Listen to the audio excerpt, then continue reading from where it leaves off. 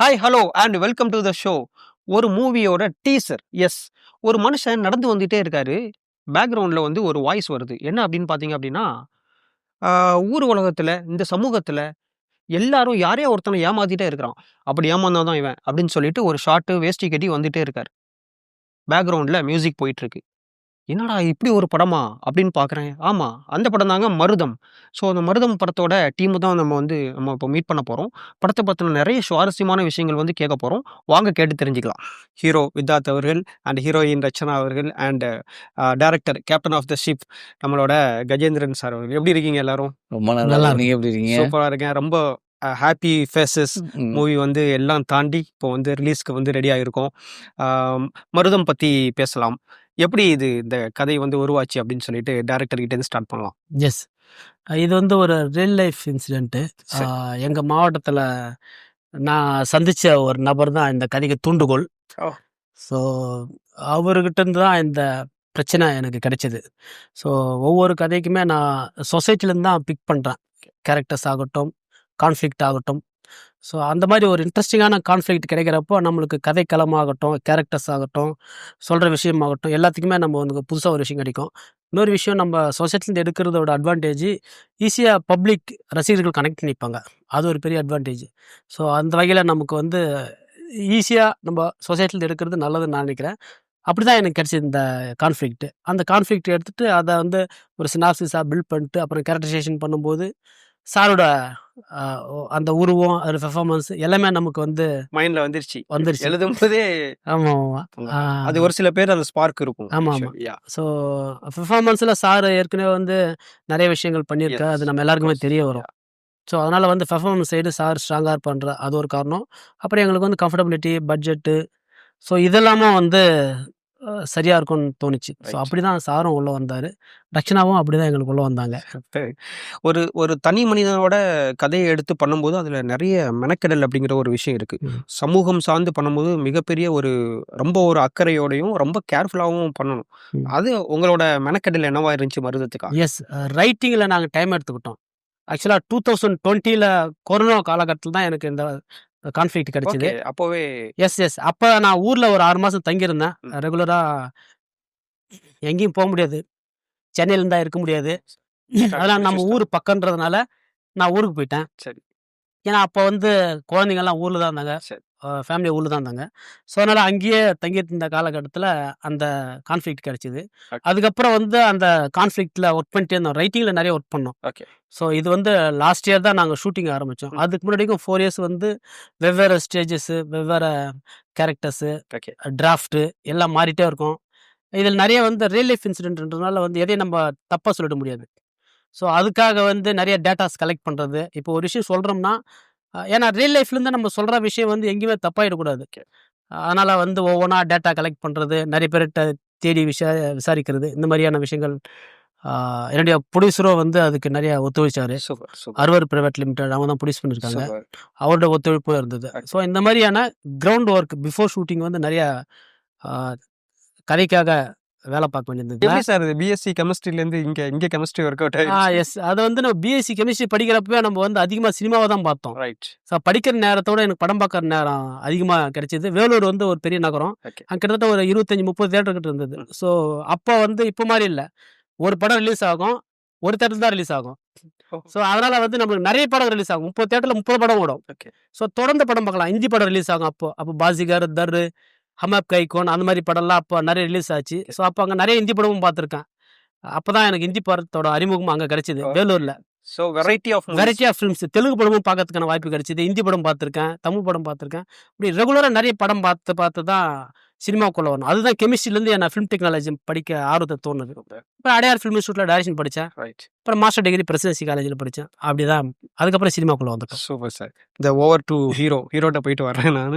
Sir, bro, நீங்கள் வந்து movie பார்த்தீங்க அப்படின்னா உங்களோட வளர்ச்சி அப்படின்னு பார்த்தீங்கன்னா ஒவ்வொரு ஜேர்னரில் வந்து நீங்கள் வந்து மூவி வந்து செலக்ட் பண்ணீங்க. அந்த விதத்தில் வந்து மருதம் வந்து செலக்ட் பண்ண ரீசன் என்ன? சார் வந்து எப்படி பிச் பண்ணாங்க? இல்லை, என்ன நண்பர் சாட்டை அன்பழகன் அவர் தான் அறிமுகப்படுத்தினார். ஒரு ப்ரொடியூசர் இருக்காங்க, கமிட் ஆயிருக்கேன், நீங்கள் உங்கள்ட்ட கதை சொல்லணும்னா, கதை என்ன மாதிரி அப்படின்னா ஒரு வில்லேஜ் ஸ்கிரிப்ட், ஒரு விவசாயம் அப்படின்னா, ஓகே விவசாயம் நமக்கு ஒரு ஐடியா கிடைச்சது அப்படின்னா. ஆனா, இவர் சொன்னதுக்கு அப்புறம் தான் தெரிஞ்சது, அது ஒரு விவசாயி விவசாயத்தால் நல்லா வாழ்றான். ஆனா, அவன் ஒரு ஸ்கேம்ல மாட்டிக்கிறான். அதுலேருந்து வந்தானா வரலையா? அது என்ன ஆச்சுங்கிறது தான் கதை. என்னங்க இப்படி ஒரு சம்பவம் நடக்குமா? நடந்திருக்கா? யாருக்கு நடந்திருக்கு? என்ன அப்படின்னு. இல்ல எங்க ஊர்ல நெறைய பேர் பாதிக்கப்பட்டிருக்காங்க அப்படின்னு. அப்படியா? அப்படின்னு அப்புறம் நேரா போனோம். லொக்கேஷன் பார்த்தோம். அங்க சில பேர சந்திச்சோம். பாதிக்கப்பட்டவர்கள. ரொம்ப பெயினாவே இருந்தது. ஓ! நீங்களும் கூட போனீங்க சந்திக்க. ஆமாமாமா. ரைட். ஓகே. லொக்கேஷன் பார்க்க அவங்க போனாங்க. ஓகே, நானும் ஓகே. வரேன்னேன். லைக் இது உங்களுக்கு ஒரு ஹோம் ஒர்க் மாரி ஆயிருச்சு இது. ஆமா. அது வந்து போய் பார்த்தோம். லொக்கேஷன பார்ப்போம்ன்னு சொல்லிட்டு நான் வந்து இது மாரி முன்னாடி போனப்புறம், நான் இங்கேருந்து ஒரு நாள் கார்ல போயிட்டு லொக்கேஷன பார்த்துட்டு, ஓகே. ஆ அங்க அதுல பாதிக்கப்பட்டவரையும் நான் பார்த்தேன். ஓ! அப்புறம் இது அங்க மட்டும் இல்ல. சுத்தி எல்லாரும் இருக்கிறாங்க. தட் மீன்ஸ் இந்த கதையோட கரு, அந்த விக்டிம் அவரையும் நீங்க வந்து டைரக்ட்டாவே சந்திச்சீங்க. ஓ! ஆமாமாமா. ரைட். ஒருத்தர் இல்ல 2, 3 பேர சந்திச்சோம். இது நெறைய பேருக்கு நடந்திருக்கு. அப்ப இத சொல்லணுங்கிறது மட்டும் தோணுச்சு. இது வந்து அப்படி ஒரு கதையில நம்ம இருக்கிறோம் அப்படின்னு. அப்படிதான் அந்த கதைக்குள்ள புகுந்தோம். அது அ ரொம்ப பெயின்ஃபுல்லான ஸ்டோரி. அத வந்து கண்டிப்பா மக்கள் வந்து ஒரு விழிப்புணர்வா இருக்கும். இந்த விஷயங்கள். ஆனா அது ஒரு பிரச்சார படம் மாரி இல்லாம, இது ஒரு பக்கா கமர்ஷியல் என்டர்டெயின்மென்ட் மூவி தான் அது. ஓகே. அதுல ஒரு கன்டென்ட்டா இது இருக்கும். ஓகே. வித்தார்த் அப்படிங்கிற ஒரு ஆக்டர வந்து இதுவரைக்கும் மீட் பண்றதுக்கு சான்ஸ் கிடைச்சா கூட, இன்டராக்ட் பண்றதுக்குள்ள சான்ஸ் கிடைக்கல. அப்ப நான் எப்பவுமே யோசிப்பேன், இந்த கொஸ்டின வந்து எப்பவுமே வித்தார்த்ட்ட கேட்கணும் அப்படின்னு. இதுக்கு முன்னாடி நெறைய ரோல் வந்து ஒரு ஹீரோவா பண்றதுக்கு முன்னாடி நெறைய அன்கிரெடிட்டட் ரோல் வந்து நம்ம பண்ணியிருக்கீங்க. அட்மாஸ்பியர்ல நின்றுப்போம், பேக்ரவுண்ட்ல இருந்திருப்போம். நெறைய மூவில வந்து நம்ம பார்த்துருப்போம்.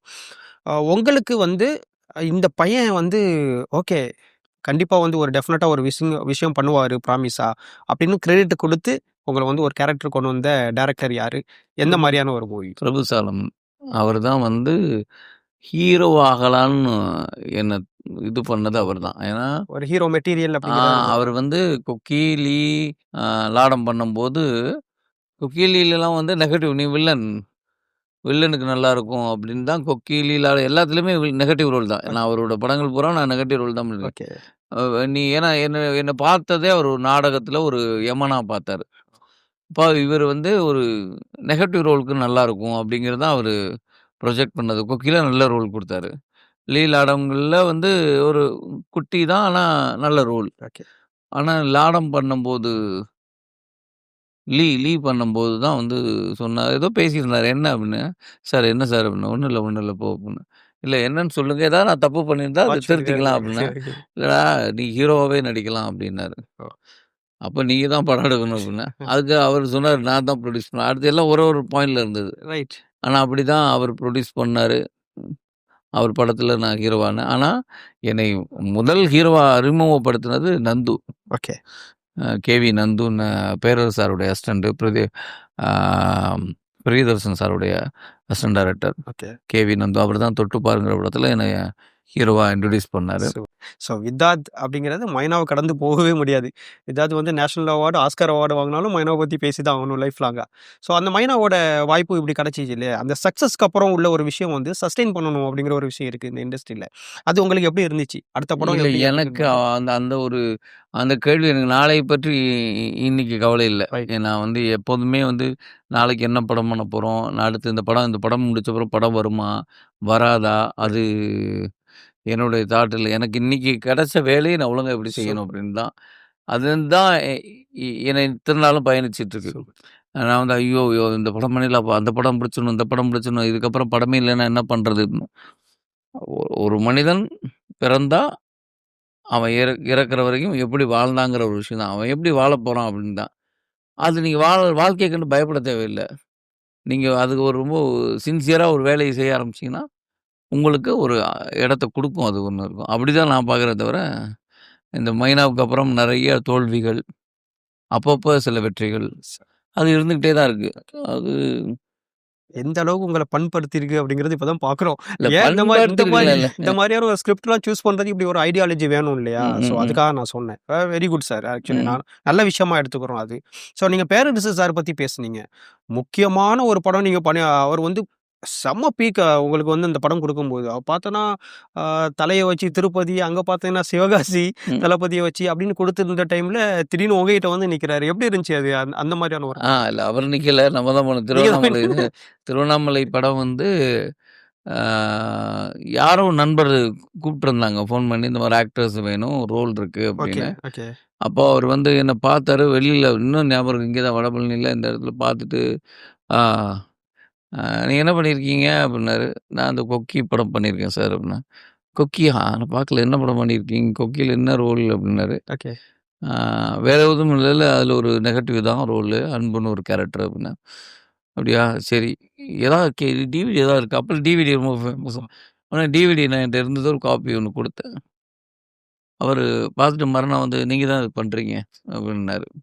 இந்த குக்கி படம் அது வேற இப்ப தான் ஆடிஷன்லாம் அப்ப ஆடிஷன்லாம் இல்ல. கிடையாது. ப்ரொஃபைல் ஆ பார்த்துட்டு இருக்காங்க. அவங்க வந்து இந்த படத்த பார்த்துட்டு உடனே டக்குன்னு கூப்ட்டு திருவண்ணாமலையில ஒரு நல்ல ரோல் அது. எல்லாருக்குமே தெரியக்கூடிய ஒரு ரோல் பண்ணேன். சொல்லி அடிப்பாரு. ஏன்னா ஆக்சுவலா என்னை பற்றி எழுதுனது வந்து மொத ஒரு எழுதுனது திருவண்ணாமலை படம் தான். ஆஹஹா. ஏன்னா கொக்கி, லீலா என்ன எவ்வளவோ படம் பண்ணியிருக்கோம்ல. அப்பல்லாம் நம்ம வந்து பத்திரிகைகள் எழுதுனது கிடையாது. Right, right. பத்திரிகைகள் வந்து கதைய எழுதும். அதில் நடித்த கதாநாயகர்கள், நாயகிகள் முக்கியமான கதாபாத்திரங்கள் பண்றது எழுதும். நம்மள குறிப்பிட்டு யாருமே தனியா அதுவரை விதார்த்த எழுதுனது இல்ல. குறிப்பிட்டு எழுதுனது வந்து உங்களுக்கு விதார்த் அப்ப ரமேஷ் தான். ஓகே. அ திருவண்ணாமலையில என்ன எழுதியிருந்தாங்கன்னா, அ எல்லாம் வழக்கம் போல அப்படி இப்படிலாம் எழுதிட்டு, ஓகே. இதில் வில்லனின் தம்பியா நடித்த புதுமுக நடிகர் அவருக்கு சிறப்பாக நடித்த எதிர்காலம் இருக்கிறதுங்கிற மாரி ஒரு ஃபர்ஸ்ட் விஷயம் கிரெடிட் எழுதினாங்க. அவங்களுக்கு குடுத்துட்டாங்க. அதுதான் பாரு நம்மள பத்தி இருக்கா. பேர காணோமா? நம்ம பேர் வேற தெரியுமா? நம்ம எழுதியிருக்கா ரோல் கேரக்டர வந்து சொல்லிட்டாங்க. எப்போ ரமேஷ்லேருந்து விதார்த் மாறிச்சுன்னா, அது வந்து ரமேஷ்ங்கிறது வந்து அ வெ அமலனா மாறுச்சு. கொக்கி, லீலாடம், திருவண்ணாமலை எல்லாத்துலயும் அமலன் தான். ஓகே. அமலன் வந்து விதார்த்தா மாறுனாரு. ஓகே. ஏன்னா ரியல் எனக்கு லைஃப்லயே நெறைய கேரக்டர இல்ல மாறிட்டீங்க. அமலன் வந்து எனக்கு புடிச்ச பேரு. திலகன் ரொம்ப பிடிக்கும். ஓகே. அப்புறம் அமலன்ங்கிறது வந்து ஆ எங்களுக்கு எங்க வீட்டுக்கு பக்கத்துல இருக்காரு. அமலசேவியர்ன்னு பேரு. அவரு வந்து என்னோட மாமா. ஓகே. அவர் ரொம்ப ஒரு நல்ல மனிதர். ஓகே. அ அவர அவர்ட்ட அவருக்காக நான் வந்து அமலன் எனக்கு ஒண்ணு இந்த அமலசேவியர், அமலன் நல்லாருக்கு. அமலன்னு பேர் டிக்ஷனரில பார்க்கையில சுத்தமானவன், அழுக்கற்றவன், மாசற்றவன், தூய்மையானவர். அவன் தூய்மையானவன் அப்படின்னா. அப்படின்னு இருந்தோன்னா, நான் அமலன் அப்படின்னு வச்சேன். அது அப்புறம் வந்து இங்க ஹீரோ ஆனவுடனே ஒரு வேற பேர் வேணும்னாங்க. அப்போ கேட்சி ஆகணும். ஏதாவது சரி விதார்த் அப்படின்னா, விதார்த்னா வித்தைகள் கற்றவன் அப்படின்னா, அப்படி வச்சதுதான். சூப்பர்ண்ணா. என்ன ஏன்டா இங்க உட்கார வச்சிருக்கீங்கன்னு ஹீரோயின் உட்கார்ந்துட்டு இருக்காங்க. எப்படி இருக்கீங்க மேம்? நல்லா இருக்கீங்களா? Super, super. ரச்சனா அவர்கள். ஸோ அவங்ககிட்ட நெறைய விஷயங்கள் பேசலாம். ஸோ உங்களோட ஃபர்ஸ்ட் மூவி பார்த்தீங்க அப்படின்னா, ஒரு ஒரு மிகப்பெரிய ஒரு ஆக்டரோட நீங்க வந்து நடிச்சிருக்கீங்க. நம்ம கூட இல்ல, மனோஜ் சார். ஸோ அந்த எக்ஸ்பீரியன்ஸ் பத்தி என்கிட்ட கொஞ்சம் ஷேர் பண்ணுங்க. அவர் கூட நடிச்ச எக்ஸ்பீரியன்ஸ் பத்தி சொல்லுங்க. ரொம்ப நல்லா இருந்துச்சு. ஆக்சுவலி சார் ரொம்ப ஆசைப்பட்டு டைரக்டர் ஆகணும்னு சொல்லி கடைசியா எடுத்த ஒரு படம். ஸோ ஆக்சுவலி ரொம்ப பேஷனேட்டா இருந்தாங்க. அவங்களுக்கெல்லாம் ஸ்கிரிப்ட் ஃபுல் அவங்களுக்கு தலையில அப்படியே இருந்துச்சு. ஓகே. ஸோ சார் வந்து ஃபுல் அண்ட் ஃபுல் ரொம்ப கிளாரிட்டியா ரொம்ப நல்ல டைரக்டர் பண்ணாங்க actually. I wish I could work with him. Unfortunately unfortunately. யாருமே எதிர்பார்க்கல. ஆமா. It's okay. பட் வந்து பாரதி ராஜா சார்லாம் அந்த டைம்ல மீட் பண்ணியிருப்பீங்க.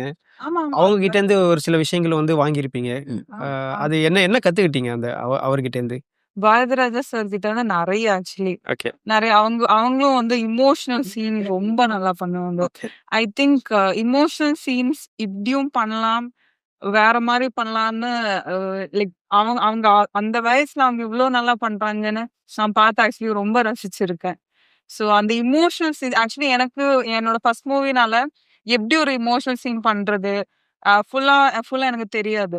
ஸோ நான் பண்ணிட்டு இருக்கும்போது சார் வந்து ஏதாவது கரெக்ஷன் சொல்லுவாங்க. இப்படி பண்ணு, அப்படி பண்ணுன்னு சொல்லி. ஸோ அந்த மாரி அவங்க கிட்ட தான் இமோஷனல் சீன்ஸ் கத்துக்கினேன். பட் சார் அடிலாம் வந்து வாங்கல. சார் வந்து அடிலாம் வாங்கல. அவங்க அவங்க அடிக்கவே மாட்டாங்க. என்ன சொல்றீங்க? இல்ல என்ன ஏதோ வேற டிஃபரெண்ட்டா யாரோ சிரிச்சீங்களா? அதனால எனக்கு இல்ல, இல்ல. என்ன வேற யாரு திட்டினாலும் அவங்க சொல்லுவாங்க, "ஏன்டா அந்த பொண்ண திட்டுற? வெரி சூப்பர், சூப்பர், திட்டக்கூடாதுன்னு" சூப்பர். சொல்லி அதுவும் சொல்லுவாங்க. இருந்தாலும் மோதிர கையில ஃபிட் வாங்குறது சந்தோஷம் தானே? ஓகே. Super, super. அதுக்கு முன்னாடி ரியல் லைஃப்ல என்ன பண்ணிட்டு இருந்தீங்க? அந்த மூவி பண்றதுக்கும்? நான் படிச்சுட்டு இருந்தேன். நான் டிகிரி முடிச்சதுக்கு அப்புறம் ஒரு 1 இயர் கேப் எடுத்து ஓகே. ஆடிஷன் மூலியமா தான் மார்கரெட் திங்கள்லாம் ஓ! வந்தேன். ஓகே. ஆமா. சூப்பர். மருதம். ம். மருதத்தோட வாய்ப்பு எப்படி கிடைச்சுச்சு? ஆ. சார் கூப்பிட்டு. அதுதான் தெரியும். டைரக்டர் தான் கூப்பிடுவாங்க.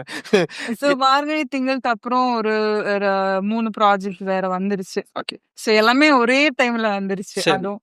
ஸோ அந்த டைம்ல இருக்கும்போது 3 ஸ்கிரிப்ட்ல எனக்கு ரொம்ப கனெக்ட் ஆகி எனக்கு இது பண்ணணும். எந்த ஒரு கேரக்டர் இது எனக்கு எக்ஸ்ப்ளோர் பண்ணணும்னு சொல்லி ப்ளஸ் சார் நரேட் பண்ணதும் இருக்கும். அந்த கான்செப்டும் இருக்கும். இது ரியல் லைஃப் பேஸ் ஸ்டோரிஸ்னா இது எனக்கு பெரிய ஒரு சூப்பர்ல. வாய்ப்புன்னு ஓகே. சொல்லி அப்படியே இது பண்ணணும்னு சார் நான் பண்றேன். நல்ல விஷயம். ஒரு ஆக்டிங்க்கு ஒரு ஸ்கோப் இருக்கும் அப்படிங்கிற ஸ்கோப் ஒரு இருக்கு. முக்கியமான ஆமா. விஷயம். இதுல ஒரு 5 வயசு லேர்னிங் பையனுக்கு புரியுது. அம்மா ஆ. வந்துருக்கேன். ஓகே. சாருக்கு வைஃபா. அதுதான் கேட்க வந்தேன். எப்படி இருந்துச்சு அது? சடனா ஃபர்ஸ்ட் படம் ஆமா. ஹீரோயினா பண்ணிட்டோம். ஃபர்ஸ்ட் செகண்ட் டே வந்து அம்மாக்கு ஹீரோயின்னா நெறைய விஷயங்கள் வந்து ஒரு ஹீரோயின் வந்து ஒரு 5 வயசு பையனுக்கு அம்மாவா நடிக்கணும்னா நெறைய யோசிப்பாங்க. ம். அடுத்த ப்ராஜெக்ட் எப்படி வருமோ? அம்மாவா கூப்பிட்டுருவாங்களோ? அப்படின்லாம் யோசிப்பாங்க. எப்படி இருந்துச்சு? உங்களோட தேடல் எப்படி இருந்துச்சு? யோசனை எப்படி இருந்துச்சு? திங்கிங். திங்கிங் வந்து எனக்கு தெரிஞ்சு நான் சூஸ் பண்றதா இருக்கும் ஃபியூச்சர்லயும். இப்போ நான் அம்மா கேரக்டர் பண்ணணும்னு நினைச்சது மெயின்லி பிகாஸ் நான் இது பண்ணதில்ல. ஓ! இது எப்படி இருக்கும்? நான் வந்து ஐம் வெரி யங். ஸோ நான் வந்து எப்படி இது பண்ணுவேன்? என்னால அது பண்ண முடியுமா? அதுவும் அந்த கிராமம் ஸ்டைல்ல ஸோ பண்ணணும். 35 டேஸ் அம்மாவா இருந்து பார்ப்போம். இருந்து பார்ப்போம்னு சொல்லி ரைட். இந்த ஒரு இது எக்ஸ்ப்ளோர் பண்ணணும்னு நினைச்சேன். பண்ணிட்டேன். ஆனா எனக்கு தெரிஞ்சு ஷார்ட்ஸ்லாம் பார்க்கும்போது நீங்க அம்மாவா நடிக்கல, வாழ்ந்துருக்குற மாரி இருந்துச்சு. சூப்பரா இருந்துச்சு. அந்த பையனோட ஆக்டிங் துருன்னு வேற லெவல்ல பண்ணிட்டு இருந்தாங்க. Super, super. இது சார் நீங்க வந்து சொன்னீங்க இல்லையா? ஸோ நீங்க வந்து பிஎஸ்சி கெமிஸ்ட்ரி முடிச்சுட்டு நான் வந்து இந்த ஃபிலிம் இன்ஸ்டிடியூட்ல வந்து பண்ணியிருந்தேன். உங்களோட ஷார்ட் ஃபிலிமோட ஜானர் பார்க்கும்போதே வந்து டிஃப்ரெண்டா இருந்துச்சு. மௌனம் சரியா? ஸோ இந்த மாதிரி நீங்க பார்த்தீங்கன்னா உங்களோட ஏன் அந்த மாதிரியான ஒரு டிஃப்ரெண்ட் ஜானரா ஷார்ட் ஃபிலிம் எடுத்தீங்க? எது வந்து உங்களுக்கு தூண்டிச்சு? ஏன்? என்னுடைய மௌனம் நீங்க எங்க பாத்தீங்க? எனக்கு வாய்ப்பு இருக்காது. நீங்க பாத்துருக்கு. ஏன்னா அது பிலிம்ல எடுத்தது. ஓகே, அது ஏதோ எடுத்துருவோம். 99ல நான் ஃபைனல் இயர் படிக்கிறப்போ அடையார் ஃபிலிம் இன்ஸ்டியூட்ல அப்போ டிஜிட்டல்லாம் கிடையாது. சரி. எல்லாமே ஃபிலிம் தான். ஓகே. ஷூட் பண்றது, எடிட் பண்றது, டப்பிங் பண்றது, டப் பண்ணதை கொண்டு போய் ஆப்டிகல் ட்ரான்ஸ்ஃபர் பண்ணி அதை எக்ஸ்போஸ் பண்ணி எல்லாமே அது பெரிய ப்ராசஸ். இப்ப இருக்கிற மாதிரி ஃபிலிம் எல்லாம் கிடையாது. அப்ப நாங்க ப்ரொடக்ஷனால ஒரு பெரிய ரொம்ப பெரிய ப்ராசஸ் அது. ஷூட் பண்றதே பெரிய ப்ராசஸ். ஏன்னா ஃபிலிம் நம்மளுக்கு ராஸ்டா கையில கொடுத்துருவாங்க. 3000 அடி தான் கொடுப்பாங்க. 15 மினிட்ஸ் நம்ம படம் எடுக்கணும். அந்த 3000 அடிக்குள்ளார வந்து நம்ம சொல்ற மொத்த கதையும் சொல்லணும். அப்ப நம்மளுக்கு ராஸ்டா குறைவா இருக்கும். அந்த ராஸ்டாக்குள்ளார நம்ம நினைக்கிற கதையை சொல்லணும். அப்ப எங்களுக்கு வந்து பயமே இருக்கு. அப்ப நாங்க ஸ்டூடெண்ட்ஸ் தான், நாங்க ப்ரொஃபஷனல் கிடையாது. எங்களை நம்பி நான் வந்து ராஸ்டா கொடுப்பாங்க. அது வந்து கண்டிப்பா கவர்மெண்ட்டுக்கு தேங்க்ஸ் சொல்லணும். ஏன்னா வந்து ஒவ்வொரு ஸ்டூடெண்ட்டுமே அவங்க அவ்வளவு செலவு பண்ணாங்க. அன்னைக்கு தேதிக்கு வந்து ராஸ்டாக் வந்து காஸ்ட்லி. ஸோ கமர்ஷியல் என்ன ராஸ்டாக் இருக்குமோ அதே ராஸ்டாக் தான் எங்களுக்கு ப்ரொவைட் பண்ணுவாங்க. ஸோ ராஸ்டாக்கு கொடுத்து ஆரி 3 கேமரா கொடுத்து ஷார்ட் ஃபிலிம் எடுக்க சொல்லுவாங்க. இது வந்து நாங்கள் செகண்ட் இயர்ல 2 ப்ராஜெக்ட் பண்ணுவோம். தேர்ட் இயர்ல வந்து ஒரு 15 மினிட்ஸ் ப்ராஜெக்ட் பண்ணுவோம். அப்போ எங்களுக்கு பயமா இருக்கும், இந்த ராஸ்டாக் தீர்ந்து போச்சு என்ன பண்றதுன்னு சொல்லிட்டு. ஸோ அதனால வந்து நாங்கள் கதையை எழுதி முடிச்சுட்டு ப்ரீ ப்ரொடக்ஷன் ஒர்க் பண்ணிட்டே இருப்போம். ஒவ்வொரு ஷாட்டுக்கும் வந்து டீட்டெயில் கேமராமேன் வந்து லைட் பண்றதுல இருந்து கேமரா மூவ்மெண்ட்ஸ், ட்ராக் அண்ட் ட்ரைலாம் யூஸ் பண்ணுவோம். ட்ராக் அண்ட் ட்ராலி, லைட்டு, ஆர்டிஸ்டோட பெர்ஃபார்மன்ஸ் இதெல்லாமே நாங்க வந்து ரிஹர்சல் பார்ப்போம். ரிஹர்சல் பார்த்துட்டு தான் டேக்கே போவோம். ஏன்னா ஃபிலிம் போயிடுச்சு என்ன பண்றது. ஸோ இதெல்லாம் எங்களுக்கு அங்க பழகிட்டோம். நாங்க அந்த ஷூட் பண்றதுலயே அந்த ப்ராசஸ்லயே நாங்க பழகிட்டோம். கொஞ்சம் அது கொஞ்சம் எக்ஸ்பீரியன்ஸ் கிடைச்சது. அதே லேர்னிங் ப்ராசஸ் தான். அதுக்கப்புறம் வந்து ஷூட் பண்ணி முடிச்சதுக்கு அப்புறம் அது அங்கேயே டெவலப் பண்ணுங்க. என்கிட்ட ப்ராசஸிங் லேப் இருந்தது அடையார் ஃபிலிம் இன்ஸ்டியூட்லேயே. ஸோ அங்கேயே அதை நெகட்டிவ் டெவலப் பண்ணதுக்கப்புறம் ரஷ் பிரிண்ட் அங்கேயே போட்டு கொடுப்பாங்க. ரஷ் பிரிண்ட் போட்டதுக்கப்புறம் தான் பெரிய வேலை. ஏன்னா நாங்கள் ஒரு ஓகே ஷார்ட்லாம் கட் பண்ணி எடுத்து அதை தனியாக வச்சு அப்புறம் மூவி வேலை அதை ஜாயின் பண்ணோம். சின்னதாக சிமெண்ட் இருக்கும், அதை சுரண்டி சிமெண்ட் போட்டு ஒட்டி அதுக்கப்புறம் அதை மூவி வேலையில் போட்டு பார்த்துட்டு கரெக்டாக இருக்கான்னு பார்த்துட்டு அதை டப்பிங் அனுப்புவோம். மேக்னெட்டிக் டைப்பில் தான் டப் பண்ணுவோம். அங்கேயே டப்பிங் ஸ்டுடியோ இருந்தது. மேக்னெட்டிக் டைப்பில் டப்பிங் பண்ணிட்டு அதுக்கப்புறம் அந்த டப் பண்ணதை ஆப்டிக்கல் எக்ஸ்போஸ் பண்ணுவோம். அதுக்கு வெளியே போவோம். வெளியே போய் அதை டெவலப் பண்ணுவோம். நாங்கள் ஏவிஎம்ல தான் கொடுத்து டெவலப் பண்ணோம். அவங்க கொடுத்து டெவலப் பண்ணி அதை கொண்டு வந்து மறுபடியும் வந்து சிங்க்ரனைசரில் வச்சு சிங்க் பண்ணுவோம். சிங்க் பண்ணி கரெக்டாக ஒரு பர்ஃபேஷன் கூட தப்பாக கட் பண்ணிட்டோம்னா நான் சிங்க் ஆகிடும். அதை கட் பண்ணுறப்போ பயந்துட்டே கட் பண்ணுவோம். நாங்கெல்லாம் ஸ்டூடெண்ட்ஸு. ஸோ இப்போ கரெக்டாக கட் பண்ணுவோம். ஸோ அதை ப்ராப்பராக கட் பண்ணி மறுபடியும் அதை சிங்க்ரனைசரில் போட்டு பார்த்து கரெக்டாக இருக்கான்னு பார்த்துட்டு அப்புறம் மூவியால் போட்டு பார்த்துட்டு நம்ம நினைக்கிற ஃபீல் வருதான்னு பார்த்துட்டு அப்புறம் தான் நாங்கள் அதை ஆர்ஆருக்கு அனுப்புவோம். ஸோ ஆர்ஆருக்கு அமிச்சு அதை டிஐ போட்டது பெரிய ப்ராசஸ். அப்போ ஃபிலிமில் எடுக்குது. அது எங்களுக்கு பயங்கர, நாங்கள் அங்கே பழகிட்டோம். 3 வருஷம் நாங்கள் ஃபிலிமில் தான் பார்க்கணும். இப்போ இதெல்லாம் எங்களுக்கு ஒரு சேலஞ்சே கிடையாது. ஏன்னா வந்து அங்கே நாங்கள் அவ்வளோ எக்ஸ்ப்ளோர் பண்ணியிருக்கோம் ஃபிலிமில். ஸோ அங்கே கற்றுக்கிட்டதுனால இது நம்மளுக்கு பிரச்சனை இல்லை. எத்தனை டே கூட போகலாம், ப்ராப்ளம் இல்லை. அப்போ எடிட் பண்ணுறது நம்ம வந்து ஈஸியாக எடிட் பண்ணிட்டு போயிடலாம். அங்கே ஒரு முறையும் வந்து டேபிளை கட் பண்ணணும், மூவியில் போட்டு பார்க்கணும், மறுபடியும் கொண்டாந்து இங்கே ஃப்ரேம் கட் பண்ணுறது பெரிய பிரச்சனை. ஏன்னா பர்ஃபேஷன் மாறாமல் கட் பண்ணணும், தப்பாக கட் பண்ணிட்டா போச்சு, நான் சிங்க் ஆகிடும். ஸோ அதை போட்டு ஓட்டுறது, சிமெண்ட் போட்டு சொல்லணும். ஸோ இந்த எக்ஸ்பீரியன்ஸ் எல்லாம் எனக்கு ஃபில்ம் இன்ஸ்டியூட்டில் கிடச்சிது. So again I thank film institute, government film institute. So அங்கே வந்து அவ்வளோ சொல்லிக் கொடுத்தாங்க. Not only direction, script writing. எங்களுக்கு கிடைச்ச ஆசிரியர்கள் நல்ல ஆசிரியர்கள். ஸ்கிரிப்ட் ரைட்டிங் வந்து பேசிக்னா என்ன, எப்படி வந்து ஒரு ஒரு ஐடியாவை எடுத்துட்டு அதை வந்து பிரேமிஸாக மாற்றுறது, பிரேமிஸாக மாற்றினது எப்படி சினாப்சிஸாக மாற்றுறது, அப்புறம் எப்படி அதை ட்ரீட்மெண்ட்டாக மாற்றுறது, அப்புறம் எப்படி கேரக்டரைசேஷன் பண்ணுறது, அப்புறம் 3 ஆக்ட் ஸ்ட்ரக்சரில் எப்படி வந்து ஒரு ஸ்க்ரீன் பிளே உட்கார வைக்கிறது. ஸோ இந்த ஒவ்வொரு ஸ்டேஜஸ்லையுமே வந்து எங்களுக்கு ப்ராக்டிஸ் கொடுப்பாங்க. ஸோ அந்த ப்ராக்டிஸ் தான் எங்களுக்கு பிற்காலத்தில் பயன்பட்டது. ஸோ நாங்கள் இண்டஸ்ட்ரியில் போய் அசிஸ்டன்ட் டைரக்டர் வேலை பார்க்கும்போதும் எங்களுக்கு அது உதவிச்சு. ஸோ அதெல்லாம அங்கே கற்றுக்கிட்டதுனால தான் எங்களால் வந்து இங்கே கொஞ்சம் கம்ஃபர்டபுளாக பண்ண முடியுது. உங்க ஆசான் பத்தி பேசுனீங்கன்னா நாகா சார் பத்தி யா பேசாம வரவே இதெல்லாம் உங்களுக்கு எப்படி தெரியும் சார்? நான்லாம் வந்து 9th டியூஷன்லாம் போயிட்டு வரும்போது வீட்டுல ஓடிடுவோம் சார். அப்படி ஒரு குதிரை வந்து இதுக்கு மேல ஓடிட்டு இருக்கேன், விடாத கருப்பு மர்மதேசம். அவர்கிட்ட நான் ஒர்க் பண்ணேன். நான் ஃபர்ஸ்ட் இன்ஸ்டியூட் முடிச்சுட்டு அவர்கிட்ட தான் ஒர்க் பண்ணேன். தென்காசி பக்கத்துல யாருன்னே தெரியாம உங்களுக்கு நான் டைஹார்ட் ஃபேனா இருந்திருக்கேன் பாருங்க. சின்ன அதிசயமா இருக்கு. எப்படி என்னுடைய ஷார்ட் ஃபிலிம் மௌனம் எல்லாம் வெளியே கிடைக்காது. எப்படி அந்த டைட்டில் சூஸ் பண்றீங்க சார்? No vacancy. நோ வேகன்சில உங்களுக்கு எப்படி தெரியும்? விடுங்க சார். செகண்ட் இயர்ல நான் பண்ணது, செகண்ட் இயர்ல நான் பண்ண ப்ராஜெக்ட் நோ வேகன்சி. ஆமா, தேர்ட் இயர்ல வந்து நான் பண்ண ஷார்ட் ஃபிலிம் வந்து ஒரு நீக்ரோ தான் நடிக்க வச்சிருப்பேன். ஃபர்ஸ்ட் நாகா சார்ட்ட தான் ஃபர்ஸ்ட் வேலை பார்த்தேன். மர்மதேசம். அது அவரு எக்ஸலண்டான ஒரு டெக்னீஷியன். அவர் பூனா ஃபிலிம் இன்ஸ்டியூட்ல சினிமாட்டோகிராஃபி படிச்சுட்டு அமீர்கான் படத்தில் கேமராமேன்லாம் வேலை பார்த்துருக்காரு. அவர் அதுக்கப்புறம் தான் இங்கே வந்து டைரக்டராக வந்தார். ஸோ எனக்கு அவருடைய டெக்னாலஜி ரொம்ப பிடிச்சதுனால அவரோட வேலை பார்க்க போனேன். தென்காசி பக்கத்தில் அச்சன் கோயில் ஒரு காட்டுக்குள்ளார தினமும் ஷூட்டிங் நடக்கும். காலைல 5 மணிக்கு போவோம், நைட்டு 12 மணிக்கு பேக்கப் பண்ணுவார். வந்து படுக்கிறதுக்கு 3 மணி ஆகும், காலைல 5 மணிக்கு விரட்டுவாங்க. ஆமாம், சின்ன வயசு, அதனால எங்களுக்கு ஒன்றும் தெரியல. ஸோ அது செம்ம எக்ஸ்பீரியன்ஸ். அவர் ஒவ்வொரு டீட்டெயிலும் பர்ஃபெக்ஷன் பார்ப்பார். அதுனா அவர் வந்து டப் பண்ண மாட்டார். ஸோ வந்து எல்லாமே வந்து லைவ் சவுண்டு. அப்போ லைவ் சவுண்டில் ஒர்க் பண்ணும்போது ஈச் அண்ட் எவ்ரி ஆர்டிஸ்டோட டயலாக் மாடுலேஷன்லேருந்து கரெக்டாக இருக்குன்னு பார்ப்பாரு. ஸோ ஒவ்வொரு பெர்ஃபார்மன்ஸு, ஆர்டிஸ்ட் மாடுலேஷனு, கேமரா மூவ்மெண்ட், அவரோட ஒவ்வொரு ஷாட்டுமே மூவ்மெண்ட் இருக்கும். அவர் அப்போ வந்து சீரியல் தான், அது சீரியல் எடுத்தாலுமே இப்ப இருக்கிற மாதிரி அப்படியே பிளாக் ஸ்டாப் பிளாக்லாம் எடுக்க மாட்டார். வெப் சீரிஸ் கூட எல்லாம் நான் அவர் அப்பவே நான் சொல்றது 99-2000 அப்பயே வந்து ஒவ்வொரு ஷாட்டுமே மூவ்மெண்ட் வைப்பார். வெரைட்டியான மூவ்மெண்ட் இருக்கும், சாதாரண மூவ்மெண்டா இருக்காரு. ஒரு சப்ஜெக்ட் கம்போஸ் பண்றாரு, ஃபர்ஸ்ட் ஃப்ரேம்ல கம்போஸ் பண்றாருன்னா அது முடியறப்ப வேற இடத்துல போய் நிற்கும். வேற ஒரு புதுசா ஒரு அந்த முடியிற ஃப்ரேம்ல வேற ஒரு ஆர்டிஸ்ட் இன்க்ளூட் பண்ணிருப்பாரு. ஸோ வெரைட்டியான ஒரு மூவ்மெண்ட் கொடுப்பாரு. அதெல்லாம் வந்து நாகா சார் அடிச்சிக்கவே முடியாது. எக்ஸலண்டான டைரக்டர். நான் எல்லா விஷயத்தையுமே சொல்லுவேன். Not only technical, script writing, artist கிட்ட எப்படி வேலை வாங்கணும், எப்படி பட்ஜெட் பண்ணணும், எல்லாமே எனக்கு ஒரு பெரிய ஒரு கத்தி மேல ஒரு குதிரையோட விட்டு தமிழ்நாடா சார் இந்தியா. அவர் ரொம்ப பெரிய டைரக்டருங்க. அவர் வந்து நான் பார்த்ததுல வந்து எக்ஸலண்டான ஒரு டைரக்டர். மிமிக்ரி ட்ரை பண்ணும்போது அந்த உடுக்க சவுண்ட்லாம் வந்து ஸ்கூல்ல ட்ரை பண்ணிருக்கேன் சார். இந்த மர்மதேசத்தோட உடுக்க சவுண்ட்லாம் இன்னும் பயங்கரமா ட்ரை பண்ணிருக்கேன். ஆனா ஒரு ஷார்ட் வந்து நான் இங்க கம்பேர் பண்ண ஆசைப்படுறேன். ஸோ நாகா சாருக்கும் உங்களுக்கும் இது கரெக்டா இருக்கும்னு நினைக்கிறேன். மருதம் டீசர் பார்க்கும்போது சார் ஒரு ஹீரோவை சரியா ஒரு வேஷ்டி கட்டிட்டு ஒருத்தர் நடந்து வர்றாரு. ஊர்ல பல பேர், இந்த சமூகத்துல பல பேரை ஏமாத்திட்டு இருக்கிறான், அப்படி ஏமாந்தவன் தான் ஒருத்தன் அப்படிங்கிறது சொல்லிட்டு அதோட விட்டீங்க சார். பிஜிஎம் ஓடிட்டு இருக்கு, ஒரு மனுஷன் நடந்து வந்துட்டே இருக்காரு, அவ்வளவுதான் சார் டீசர். நம்பிக்கை எனக்கு சார் மேல நம்பிக்கை. ஏன்னா பெர்ஃபார்மன்ஸ்ல எனக்கு தெரியும். Hats off sir. ஆக்சுவலி சான்ஸே இல்லை. நான் அடுத்தது என்ன வருதுன்னு பார்த்துட்டு இருந்தேன். யாரா ஒரு ஆள் இன்டரப்ட் பண்றாங்களா, யாரா வந்து இவர்கிட்ட கம்யூனிகேட் பண்றாங்களா, என்ன விஷயம் நடக்க போகுது அப்படின்னு சிம்பிளா ஒரு லைனை முடிச்சிட்டீங்களா சார்?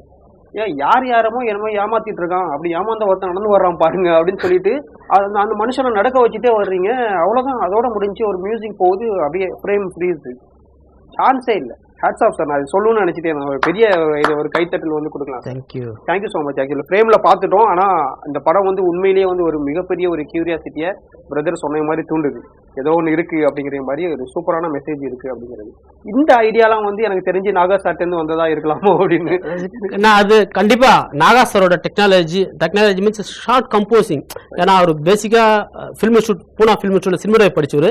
படத்துக்கு கேமராமேனா வேலை பார்த்துவார். ஹிந்தி படத்துல அவர் 80s கேமராமேன். ஆமா, அமீர்கான் படத்துல கேமராமேனா வேலை பார்த்தாரு. பத்தர் கே புல்னு சொல்லிட்டு சல்மான் கானோட பிகினிங் படத்துல அவர் சினிமாட்டோகிராஃபர். ஸோ அவர் வந்து அங்க பெரிய கேமராமேன். அதெல்லாம் விட்டுட்டு தான் வந்து தமிழ்நாட்டில் வந்து இருக்காரு. ஸோ அவரோட ஷார்ட் கம்போசிங் எல்லாம் இன்ட்ரெஸ்டிங்காக இருக்கும். ஸோ அவர் பெரிய இன்ஸ்பிரேஷன் எனக்கு. அவர்கிட்ட நான் அந்த கொஞ்ச நாள் ஒர்க் பண்ண காலகட்டத்தில் நிறைய விஷயம் கற்றுக்கிட்டேன். அது எனக்கு பின்னாடி உதவிச்சு. அப்புறம் என்னுடைய அடுத்து நான் ஒர்க் பண்ண டைரக்டர் சரவண சுப்பையா, அப்புறம் என்னுடைய கிளாஸ்மேட்ஸ் டைரக்டர் மோகன் ராஜா, அப்புறம் பொம்முரிலு பாஸ்கர், அவங்களோட ஒர்க் பண்ணதுல பெரிய பெரிய படங்கள்.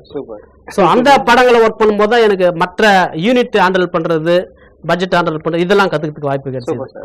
மருதம், உங்களோட ஒரு விஷயத்த வந்து கடத்துறதுக்கு சினிமாட்டோகிராஃபி அப்படிங்கிறது ரொம்ப முக்கியமான விஷயம். மைண்ட்ல ஒரு விஷயத்த வச்சிருக்கிறேன், பேப்பர்ல ஒரு விஷயத்த வச்சிருக்கேன் அப்படின்னா எனக்கு அது ஸ்கிரீன்ல கொண்டு வர்றது ஒரு மனுஷன் எனக்கு வேணும். எப்படி ஒர்க் ஆயிருக்கு? Yeah correct. சோமசுந்தரம் என்னோட கிளாஸ்மேட், அருள் கே சோமசுந்தரம். ஆமா, அடையார் ஃபிலிம் இன்ஸ்டியூட்ல என்னோட கிளாஸ்மேட்ஸ். எங்களுக்கு கிட்டத்தட்ட ஒரு 30 வருஷமா பழக்கம்.